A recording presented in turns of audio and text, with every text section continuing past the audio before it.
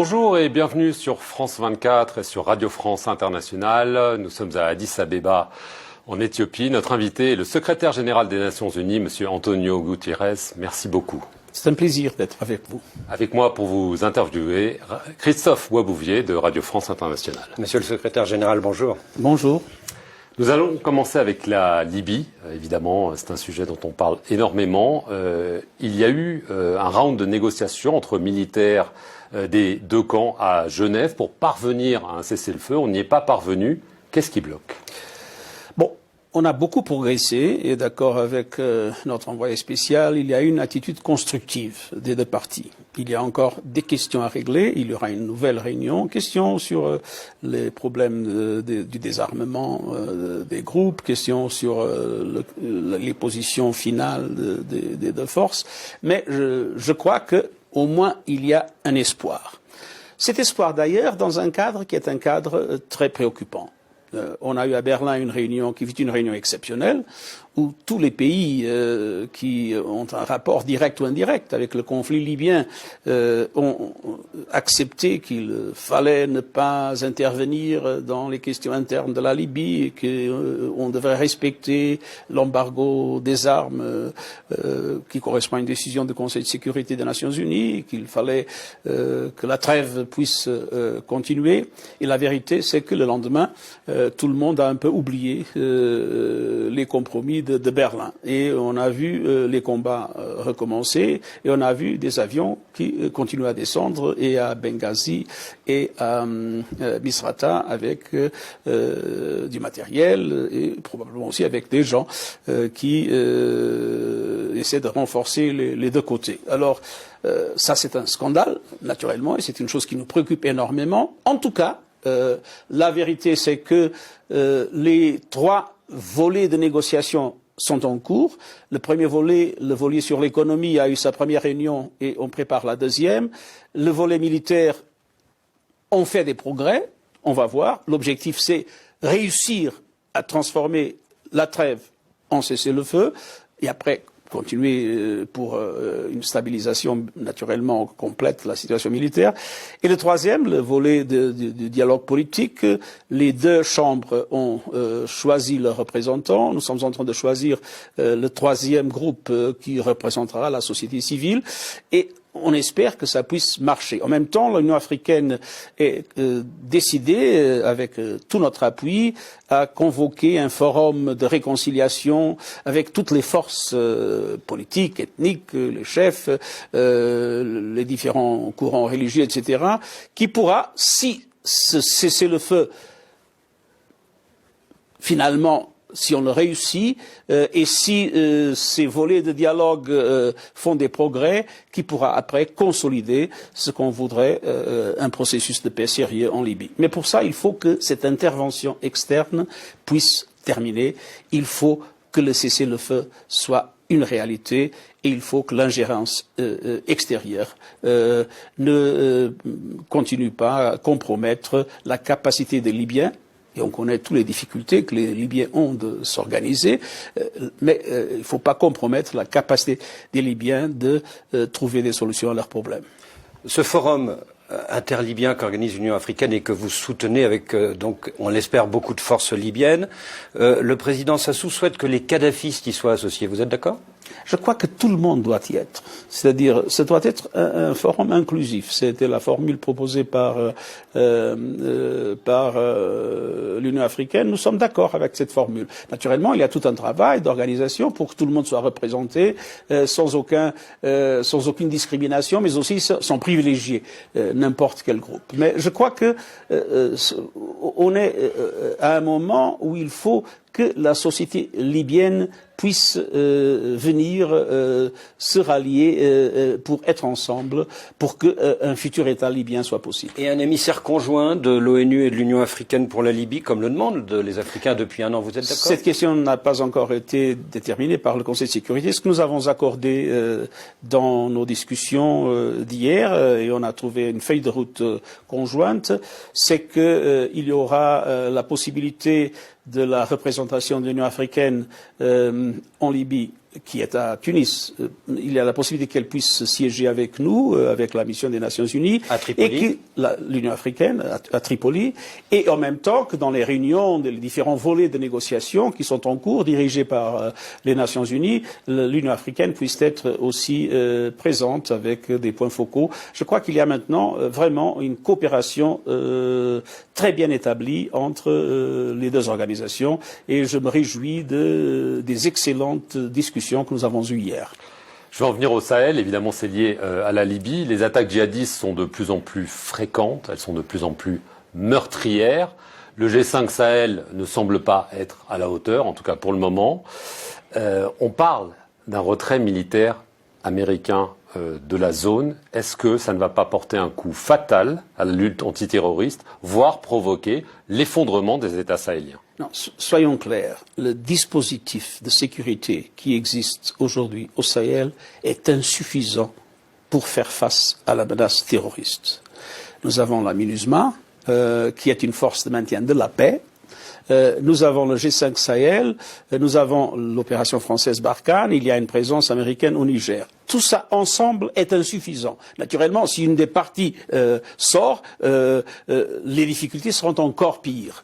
Et je crois qu'il faut reconnaître que le terrorisme est en train de gagner, que ce qui se passe au Burkina, au Mali et au Niger est une tragédie humanitaire et d'ailleurs avec un impact terrible sur les États eux-mêmes. Il y a un risque d'effondrement. J'espère que non, mais il y a un risque réel que la présence de l'État soit encore plus réduite qu'aujourd'hui. Il faut, à mon avis, absolument comprendre que quand il y a une situation qui est une situation de terrorisme, qui est une situation où la paix n'existe pas, il nous faut une force pas de consolidation de la paix, il faut une force d'imposition de la paix et une force contre-terroriste qui doit avoir la capacité militaire suffisante, qui doit avoir un mandat clair du Conseil de sécurité sur chapitre 7, et on a perdu cette bataille récemment, comme vous le savez, et qui doit avoir un financement garanti avec des contributions obligatoires, comme nous avons proposé, et ça n'a pas été reconnu. Je crois qu'il faut à un moment donné que ça change. Parce que, comme je vous ai dit, le dispositif sécuritaire dont nous disposons ensemble est insuffisant et le terrorisme progresse. Il progresse au Sahel, il progresse vers le sud et j'ai été avec le président du Ghana, le président de la Côte d'Ivoire, du Bénin, ils sont très préoccupés avec cette avancée progressive. Il y a une liaison avec le lac Tchad et la situation dans le lac Tchad est aussi très difficile et maintenant nous avons des phénomènes complexes de nature terroriste et au nord du Mozambique et en RDC. Et c'est évident qu'il y a des rapports, c'est évident qu'il y a un réseau qui se propage et il faut prendre ça au sérieux. Et à mon avis, jusqu'à présent, ni au Conseil de sécurité, ni dans la logique de ceux qui ont une capacité pour aider les Africains à créer un mécanisme efficace, on n'a pas eu la conscience suffisante des risques. Ce sont des risques pour le Sahel, des risques pour le continent africain, à mon avis, des risques pour nous tous. Mais monsieur Moi, le je suis secrétaire très général, préoccupé. Ça fait des années que vous plaidez pour ce mandat robuste, pour ce financement obligatoire. Ça fait des années que vous en parlez au président Trump. Et je continuerai à me battre pour ce que je crois. Et non seulement mon opinion, mais je crois que maintenant, les faits démontrent à l'évidence qu'il faut le faire. Mais il fait la sourde oreille et comment voulez-vous qu'il vous entende mieux en pleine année électorale aux États-Unis? J'espère qu'il y a beaucoup de démarches. Il y a les démarches de ECOWAS, il y a les démarches de la CEDEAO, il y a la démarche des pays du Sahel, il y a des démarches de la France et des autres pays européens. Il y aura en principe une présence européenne. On pense à une force, même si relativement réduite, de force spéciale. Alors, je crois qu'il y a une conscience accrue et à mon avis, il faut que les États-Unis aussi comprennent que nous avons besoin d'un mécanisme sécuritaire fort. Parce que ce mécanisme ne protégera pas seulement le Sahel, comme je vous ai dit, il est essentiel pour le continent africain et il est essentiel pour nous tous. Et en Europe, nous sommes vraiment, comme vous le savez, très proches. Je veux en venir au Soudan. Le Premier ministre, Abdallah Hamdok, vous a récemment écrit pour demander le déploiement sur tout le territoire soudanais d'une force de maintien de la paix. Alors, c'est évidemment au Conseil de sécurité d'en décider, mais je voulais savoir si vous en avez parlé aux autorités soudanaises et si vous y êtes, à titre personnel, favorable. Non.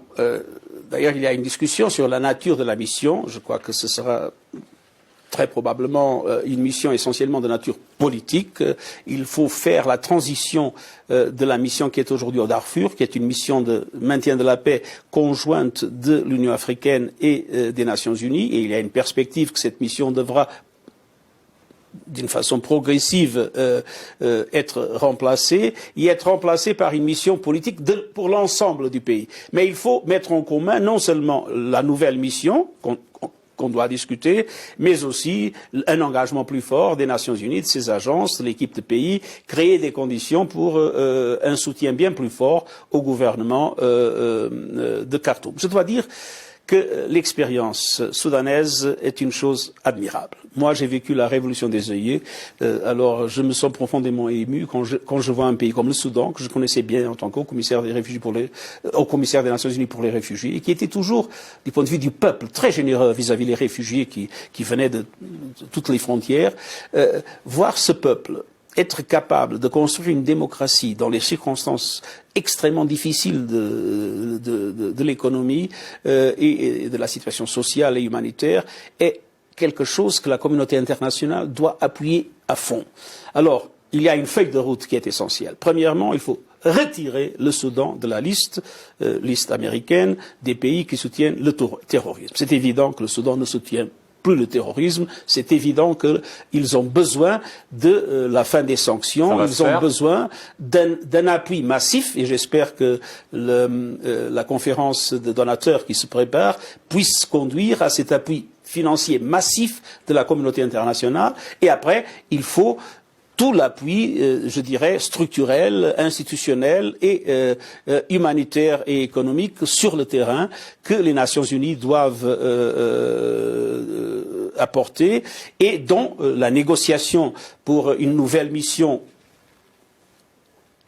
qui s'adresse à l'ensemble du Soudan sera au centre de nos préoccupations communes. Mais il y a un dialogue absolument exemplaire avec le gouvernement soudanais. Une dernière question, Monsieur le Secrétaire Général, sur l'Afrique de l'Ouest. Cette année, il y aura au moins dans cette sous-région africaine 3 élections qui suscitent la controverse.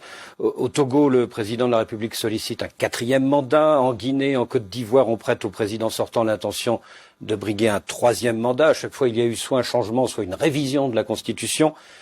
Est-ce qu'il y a recul de la démocratie en Afrique de l'Ouest? J'espère que non. J'espère que tous ces pays puissent avoir un dialogue politique permettant un consensus démocratique. Et j'espère que les mécanismes institutionnels qui existent puissent fonctionner pleinement. Tous les instruments démocratiques peuvent être utilisés. Je ne suis pas ici dans la position de donner des leçons spécifiques à celui-ci, à celui-là, mais ce qui est essentiel, c'est de tout faire pour qu'il y ait un dialogue inclusif, et c'est de tout faire pour que les mécanismes institutionnels fonctionnent et fonctionnent d'une façon démocratique. Et en 2 mots, quel est celui de ces 3 pays qui vous pose le plus d'inquiétude, de soucis éventuellement? Non, nous sommes ici pour appuyer, pour aider. Nous sommes à la disposition, nos bons offices sont à la disposition de tous les pays, et j'espère que tous les pays puissent franchir cette étape sans des perturbations qui pourraient mettre en cause leur démocratie et leur développement. Merci, Monsieur le Secrétaire Général, et merci à vous d'avoir suivi cet entretien sur nos 2 chaînes, sur RFI et sur France 24. Merci, c'était un plaisir.